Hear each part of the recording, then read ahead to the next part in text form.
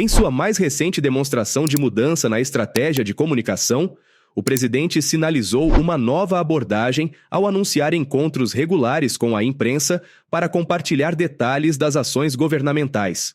A coletiva de imprensa, realizada nesta quinta-feira, inaugura esta nova fase, onde apresentou importantes pontos sobre a condução de seu governo que merecem destaque.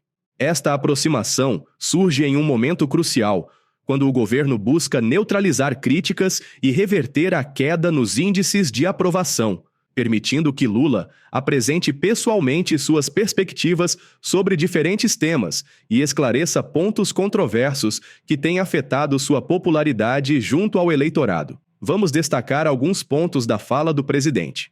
Logo no começo da conversa com os jornalistas, Lula reforçou que este ano marca o período de resultados do governo e ressaltou que o país superou as previsões econômicas, contrariando o cenário de pessimismo que se desenhava. Vocês, jornalistas mais experientes que cobrem o Palácio do Planalto e que cobrem a política, vocês sabem o pessimismo que era este país quando eu cheguei na presidência? Primeiro, o pessimismo era desde 2002, quando eu cheguei a primeira vez, os especialistas diziam que o Brasil estava quebrado, que o Brasil não podia fazer isso, que o Brasil não tinha dinheiro para pagar suas importações, que o Brasil não controlava a inflação. E esse país terminou o meu mandato com um crescimento de 7,5%, o maior crescimento do PIB, e esse país terminou com a maior política de inclusão social. Outra vez, isso vai se repetir. Vocês estão lembrados que eu estava em Hiroshima em janeiro de 2023, por ocasião do G7, quando o FMI disse que o Brasil só ia crescer 0,8%. E eu disse para ela, olha, você não conhece o Brasil, você não conhece o tipo de governo que nós fazemos e você vai perceber que o Brasil vai crescer muito mais. E aconteceu que o Brasil cresceu 3,2%. Agora, os especialistas diziam que o Brasil vai crescer apenas 1,5% em 2024. Nós vamos crescer 3,5% ou 3,7%. Isso numa demonstração de que as coisas estão sendo feitas, as coisas estão sendo plantadas e nós vamos começar a colher. Há quanto tempo vocês não viram a indústria brasileira crescer? E a indústria brasileira voltou a crescer com forte investimento público e privado, sobretudo a nova indústria brasileira, coordenada pelo companheiro Alckmin, que está tendo um sucesso extraordinário e a indústria chegou a crescer 3,4%. É esse Brasil que nós vamos discutir com o povo brasileiro em 2025 nas ruas desse país. Eu digo sempre o seguinte, eu digo sempre que quem quiser derrotar a política do meu governo vai ter que aprender a fazer luta de rua. Porque é mais fácil ficar na internet mentindo. Agora é muito difícil ter coragem de ir para a rua, conversar com o povo e discutir com o povo as coisas que estão acontecendo no país. Esse é o meu tipo de governar. E esse é o meu tipo de fazer com que as coisas deem certo no Brasil. O presidente também foi questionado no aumento da taxa básica de juros da economia, a Selic, que passou ontem de 12,25% para 13,25% ao ano. Lula disse que isso já estava previsto e reafirmou a confiança no novo presidente do Banco Central, Gabriel Galípolo.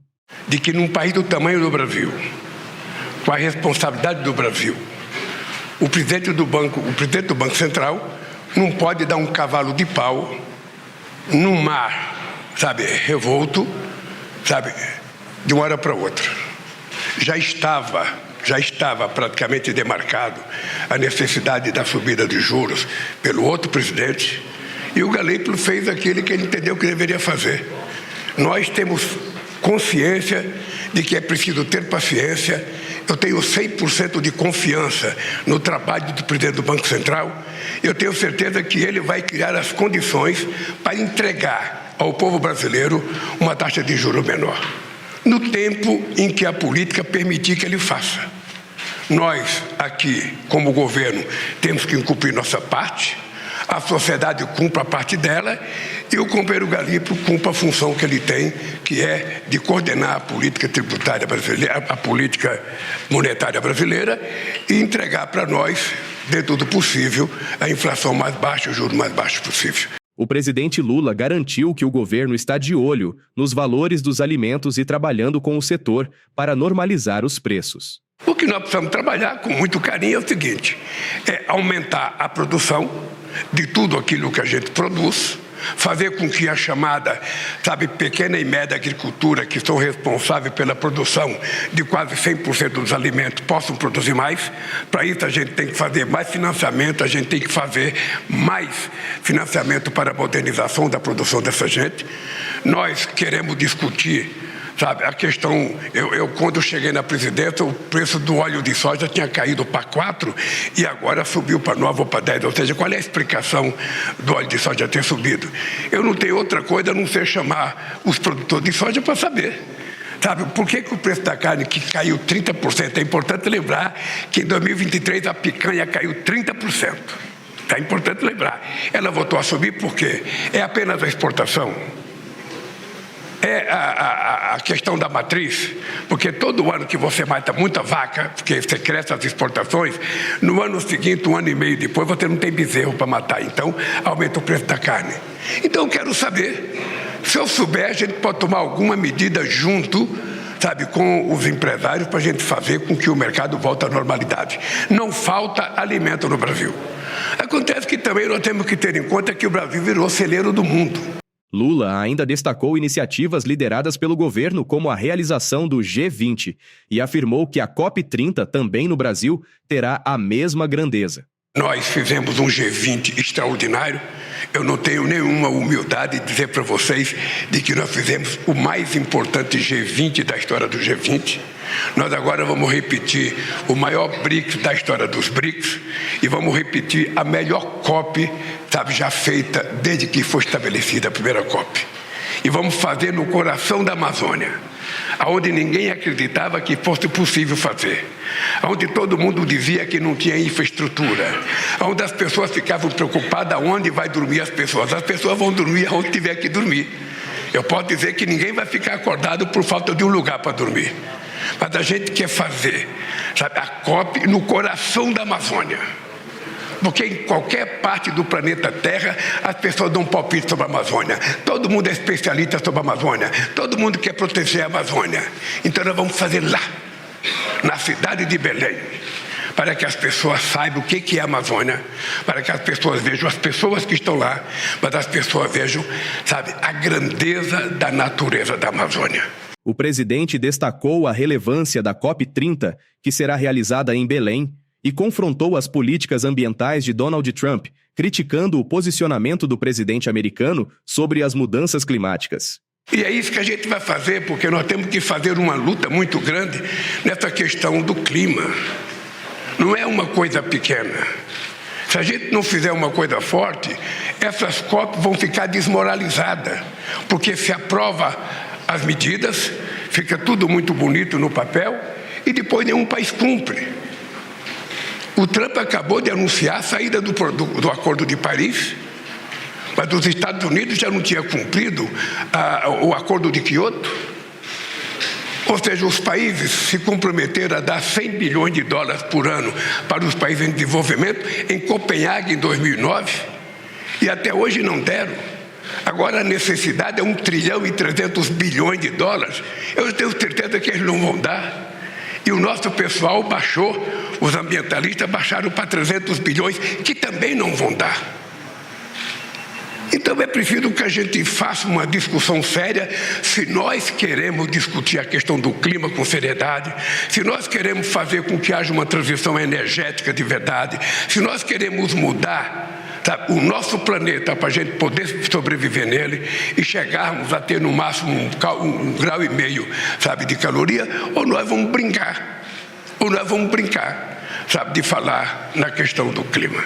Então essa COP30 ela vai ser um balizamento do que nós vamos querer daqui para frente. Lula também falou em reciprocidade na relação econômica com os Estados Unidos, que ameaça taxar os produtos brasileiros. É muito simples. Se ele taxar os produtos brasileiros, haverá reciprocidade do Brasil em taxar os produtos brasileiros. Taxar os produtos que são exportados para os Estados Unidos é simples, não tem nenhuma dificuldade. Veja, eu já governei o Brasil com um presidente republicano, já governei com um presidente democrata, E a minha relação é sempre a mesma. A minha relação é uma relação de um Estado soberano com outro Estado soberano. O Trump foi eleito para governar os Estados Unidos e eu mandei na carta para ele que eu espero que ele tenha uma boa governança para os Estados Unidos. Eu fui eleito para governar o Brasil. Eu quero respeitar os Estados Unidos e quero que o Trump respeite o Brasil. Tá? É só isso. Se isso acontecer, está de bom tamanho. A nossa exportação com os Estados Unidos não é essa supremacia que as pessoas pensam que é. Ele é superioritário com relação ao Brasil, é mais ou menos 40 a 45 bilhões, sabe? E nós, sabe, temos que procurar manter isso e melhorar. Da minha parte, o que eu quero é melhorar a nossa relação com os Estados Unidos, exportar mais se for necessário, importar mais se for necessário, e a gente manter a nossa relação, que é de 200 anos. Eu, sinceramente, é isso que eu penso, é isso que eu espero. Não me preocupo se ele vai brigar pela Groenlândia, se ele vai brigar pelo Golfo do México, se ele vai brigar pelo Canal do Panamá. Ele só tem que respeitar a soberania dos outros países. É isso. Ele foi eleito para governar os Estados Unidos da América do Norte. E os outros presidentes foram eleitos para governar os seus países. É isso, civilidade. O presidente Lula classificou a política externa de Trump como um retrocesso, sinalizando preocupação com os impactos dessa postura para as negociações globais. Eu mandei uma carta, sabe, para o governo americano, dando os parabéns pela vitória. É isso. Se a gente não tiver a oportunidade de se encontrar, porque ele não participa dos BRICS, sabe, se eu for convidado para o G7, a gente tem chance de se encontrar. Se eu não for, a gente vai se encontrar na ONU. Se ele não desistir da ONU também, né? Obviamente que eu acho que esse negócio de descumprir o Acordo de Paris, de, sabe, dizer que não vai dar dinheiro para o OMS, é uma regressão à civilização humana. Lula aproveitou a coletiva para ironizar a declaração de Kassab, que disse que Haddad é fraco. Quando eu vi a história do companheiro Kassab, eu comecei a rir. Porque, como ele disse, se a eleição fosse hoje, eu perderia. Eu olhei no calendário e percebi que a eleição vai ser só daqui a 2 anos. Eu fiquei muito despreocupado, porque hoje não tem eleição. Segundo, eu acho que o Kassab foi injusto com o significado do companheiro Haddad no Ministério da Fazenda. É importante a gente lembrar. Eu posso não gostar pessoalmente de uma pessoa. Eu posso ter crítica pessoal àquela pessoa. Mas não reconhecer que o companheiro Haddad começou o nosso governo coordenando a PEC da transição, porque a gente não tinha dinheiro para governar o país em 2023. E nós conseguimos, num governo, num parlamento totalmente adverso, totalmente, porque o meu partido só tinha 70 deputados em 513, a gente conseguiu aprovar a PEC da transição, que permitiu a gente ter dinheiro para cuidar das políticas, pagar inclusive dívida do governo passado, e ainda teve política para fazer mais investimento em educação e também no Bolsa Família. Então é uma coisa que eu acho que o Haddad é um ministro extraordinário e está fazendo. A segunda coisa é o arcabouço fiscal. Ou seja, o companheiro Haddad coordenou com o Congresso Nacional, sabe, uma indicação de uma seriedade administrativa estupenda. Ou seja, ele convenceu todo o governo e o Congresso Nacional de que, além da gente cumprir o arcabouço fiscal, a gente não poderia gastar mais de 2,5% em investimento. Essa é uma coisa extraordinária, porque isso foi feito contra todas as pessoas que querem, sabe, investir mais. Não é gastar, é investir mais. E foi aprovado no governo e foi aprovado no Congresso Nacional. Depois, o companheiro Haddad coordenou uma coisa que o mundo vai agradecer e o Brasil vai agradecer, que foi a aprovação da reforma tributária. Jamais houve uma reforma tributária feita num regime democrático. Jamais. Uma política tributária aprovada com o Congresso, sabe, funcionando da forma mais independente, com o Senado trabalhando da forma mais independente, com a imprensa fazendo a crítica que quiser fazer e com a organização da sociedade totalmente livre, nós conseguimos a proeza. Foi, na verdade, um milagre que nós conseguimos fazer uma política tributária que vai entrar em vigor em 2027, para que o Brasil passe a ser um país mais atrativo para investimentos estrangeiros e mais seguro para os investimentos nacionais. Ou seja, na verdade, só por isso o Haddad deveria ser elogiado pelo Kassab. Em meio às declarações sobre seu governo, Lula minimizou o impacto das pesquisas de opinião sobre sua gestão. Então eu posso te garantir, na reunião ministerial que eu fiz dia 7, eu cheguei à conclusão de que em 2 anos de governo nós preparamos esse país mais do que nos 8 anos meus. Só o PAC é 1 trilhão e 800 bilhões de reais que vai ser jorrado nesse país para gerar emprego, para gerar ativos produtivos, para gerar estrada, pontes. Sabe? Isso vai acontecer. Não tem choro e nem vela, vai acontecer isso porque nós estamos bem organizados, nós temos uma equipe de ministério na infraestrutura da melhor qualidade e as coisas vão acontecer.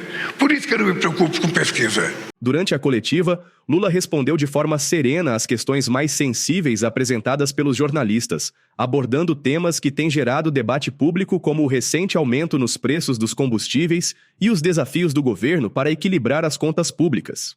Eu não autorizei aumento do diesel, porque desde o meu primeiro mandato que eu aprendi que quem autoriza o aumento do petróleo, derivado de petróleo, é a Petrobras e não é o presidente da República. Essa é a primeira verdade que eu quero dizer. Eu já aprendi há muito tempo isso. E aprendi uma outra coisa. Se a Petrobras tiver que fazer um reajuste, e veja a diferença, eu falei reajuste e você falou de aumento. É porque se ela tiver que fazer um reajuste, ainda assim, não levando em conta o aumento da inflação de 2023 a 2024, sem contabilizar a inflação, se colocar essa inflação no preço, se ela fizer reajuste, ainda assim será menor do que dezembro de 2022. Só para você ter ideia, quem está aumentando é o CONFAS, que está reajustando, o COFINS em 6,75, uma coisa mais ou menos assim. Este aumento, o que nós estamos fazendo, se ela decidiu fazer e se ela for fazer, é um reajuste que ainda assim vai garantir que o preço do diesel fique abaixo daquilo que era em dezembro de 2022. Presidente, o senhor falou 2 vezes sobre a questão do ajuste fiscal, do déficit fiscal.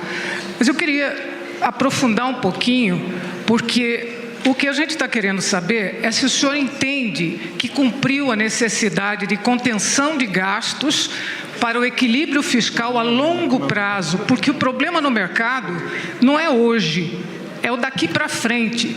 O que a gente quer saber é se o senhor considera que cumpriu a necessidade de baixar o rombo fiscal, de resolver o rombo fiscal. Olha, eu vou só repetir o seguinte: não existiu rombo fiscal. Rombo fiscal existiu no governo passado. No governo passado, houve rombo fiscal de quase 2,6%. No nosso não houve. Aliás, se não fosse o Rio Grande do Sul, nós teríamos feito superávit pela primeira vez em muitas décadas. É importante lembrar, eu gosto de falar sempre isso, que eu já fui presidente da República. E eu cheguei a fazer superávit de 4,25. Uma demonstração de seriedade. Agora, o que eu não posso é levar o povo mais humilde a um sacrifício para contemplar os interesses de menos gente. Não vou fazer, e o povo sabe que a estabilidade fiscal é um benefício para ele. Porque se eu não fizer estabilidade fiscal, quando eu for cortar, quem vai cortar o Congresso Nacional é do povo pobre. Então, para mim, nós temos agora uma meta, uma nova política tributária que vai entrar em vigor em 2027. A gente pode ter muito mais capacidade de investimento, a gente pode ter muito mais capacidade de arrecadação, e eu tenho que esperar cada período para saber como é que vai ser. A única coisa que eu quero é que as pessoas tenham certeza que neste governo não haverá irresponsabilidade fiscal. Lula também disse que a presidente do PT, Gleisi Hoffmann, tem condições de ser ministra, mas não há nada definido. A companheira Gleisi, ela já foi ministra, chefe da Casa Civil da Dilma. Eu estava preso e eu fui um dos responsáveis pela que a companheira Gleisi virasse presidenta do nosso partido.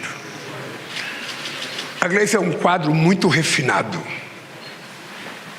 Politicamente, tem pouca gente nesse país mais refinado que a Gleisi. O pessoal fala, mas ela é muito radical para ser presidente do PT. Olha, para ser presidente do PT, ela tem que falar a linguagem do PT. Se ela não quiser ser assim, ela é que vai para o PSDB. Ela é que vai para outro partido político. Para ser do PT, ela tem que ganhar, sabe, confiança no PT. Então, ela tem condições de ser ministra em muitos cargos. Até agora, não tem nada definido. Eu não conversei com ela, ela não conversou comigo. Eu ainda não sentei para ficar pensando se eu vou ou não trocar alguns ministros. Agora, vocês podem ter certeza que o dia que eu trocar, vocês saberão de primeira mão.